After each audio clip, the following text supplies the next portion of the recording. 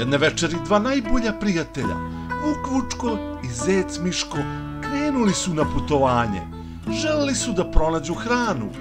Međutim, Zeka se plašio. Vuče, ja ne volim da putujem noću. Bez brige, Zeko, samo kreni za mnom. Lutajući šumom, naletjeli su na kućicu od čokolade. Pogledaj, Zeko, kućice od čokolade, to smo tražili, wow! Sad ćemo da se najedemo. I tako Vuk Vučko i Zeka Miško su ušli u prelepu kućicu od čokolade.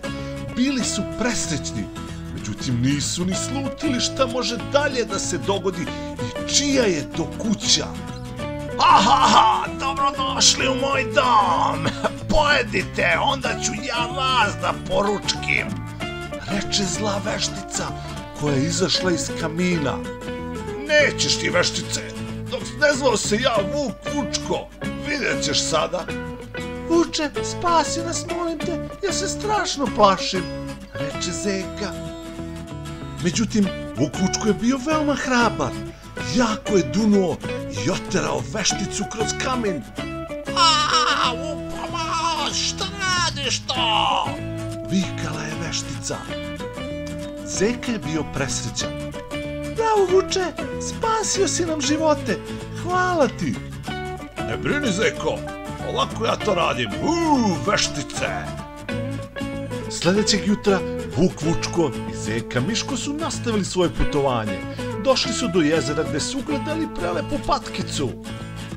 Patkice, nisi vidjela možda zlatnu ribicu? Potrebna nam je.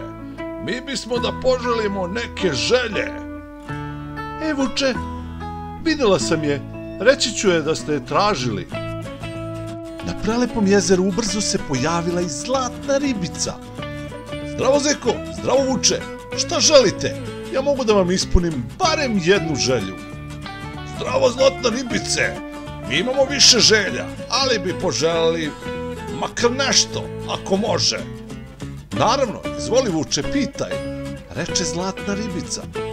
Mi bismo želeli dvorac pun slatkiša i voća. To ja i moj prijatelj Zeka želimo. U redu, drugari, ispunit ću vam tu želju. Wow, Zeko, pogledaj! Zlatna ribica je bila fer i ispunila nam želju. Pogledaj dvorac, to je naš dvorac, prepun voća i slatkiša. Idemo, Zeko.